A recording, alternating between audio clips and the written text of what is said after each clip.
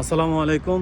যারা গাড়ি ভাড়া নেন কিন্তু দেখা গেছে যে নিজে গাড়ি ভাড়া নিয়ে আরেকজনের দেন অথবা নিজের গাড়ি আরেকজনের দেন, বিশেষ করে আপনার যদি পার্সোনাল গাড়ি থাকে ওইটা যদি আপনি আরেকজনের দেন তাহলে তো তেমন কোনো সমস্যা নাই, কারণ আপনি তারে চাইলে তফিয়ত করে দিতে পারবেন, ঠিক আছে, আবার তফিয়ত ক্যান্সেল করে দিতে পারবেন, তাই তার চাইলে সমস্যা নাই। কিন্তু সমস্যাটা হয় যখন রেন্টেকারের গাড়ি আপনি ভাড়া নিয়ে আরেকজনরে দেন, তখন হয়েছে ঝামেলাটা। দেখা গেছে আপনি যদি গাড়ি ভাড়াটা নেন তাইলে ওই গাড়ি থাকে আপনার নামে, কিন্তু আপনি চাইলেও তফিয়ত করতে পারবেন না। এর দুইটা বড় সমস্যা হইলো, প্রথমটা আমি আগে বলি।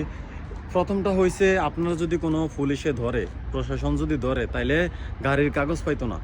মানে যদি আপনি যারে নিয়ে দিচ্ছেন গাড়িটা, আপনার নামে গাড়ি কিন্তু আপনি যারে নিয়ে দিচ্ছেন, তারা যদি প্রশাসন ধরে বা পুলিশ ধরে, গাড়ির কাগজ পাইতো না, গাড়ি তার নামে না, তার গাড়িটাও আটকেবো, তার জরিমানাও করবো, পরে হয়তো বা আপনি গেলে ছাইরা দিব, কিন্তু গাড়িটা আটকে হয়রানি একটা করবো। আর দ্বিতীয়ত হচ্ছে যদি আপনার গাড়ি আপনি আরেকজনের নামে দেন, আপনি নিজে রেন্ট নিয়ে আরেকজনের নামে দেন, তাহলে বড় সমস্যা হইলেও এই দেখেন একটা গাড়ি আপনাদের দেখাই। এই গাড়িটা একজনে ভাড়া নিয়ে আরেকজনরে দিছে, পুরাটা কিন্তু গাড়ি অ্যাক্সিডেন্ট, একজন ভাড়া নিয়ে আরেকজনরে দিছে। এখন এই গাড়ি কিন্তু ইন্স্যুরেন্সে নিছে, ইন্স্যুরেন্সে নেওয়ার পরেও যে গাড়ি ভাড়া নিছে সে দিছে আরেকজনরে। এখন ইন্স্যুরেন্সে নিছে আমি গাড়ি ভাড়া, আমার নামে হয়েছে ইন্স্যুরেন্স, আমি দিছি আরেকজনরে, তার নামে তো ইন্স্যুরেন্স নাই, তার নামে তো গাড়ি নাই, সে অ্যাক্সিডেন্ট করছে। অ্যাক্সিডেন্ট করার পরে তার ইকামা দিছে, তার লাইসেন্স দিছে, তার ইকামা লাইসেন্সের উপরে কেস হয়েছে, নাজম আসছে। নাজম আসার পরে এখন কোম্পানি ইন্স্যুরেন্স কাজ করতেছে না। এই গাড়ির পুরা জরিমানা দিতে হইব, যেই গাড়ির সাথে লাগাইছে ওই গাড়ির পুরা জরিমানা দিতে হইব।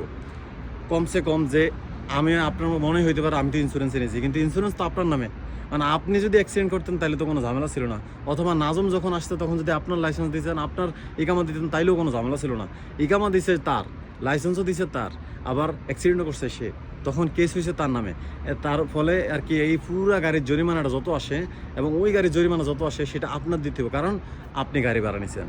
তো মোটামুটি মনে করেন যে ছোটো ছোটো অ্যাক্সিডেন্ট হইলেও 500,000-এর উপরে, আর এটা তো বড় অ্যাক্সিডেন্ট, মোটামুটি 10-15 হাজার উপরে রিয়াল, ঠিক আছে। তো যাই করেন একটু চিন্তা ভাবনা করে করেন, নিজে কোনো সময় গাড়ি ভাড়া নিয়ে আরেকজনের দিবেন না, নিজে গাড়ি ভাড়া নেবেন, নিজে চালাবেন, অথবা সে যদি আপনার সাথে থাকে তাইলে আপনি তারা চালাইতে দেন, সমস্যা নাই।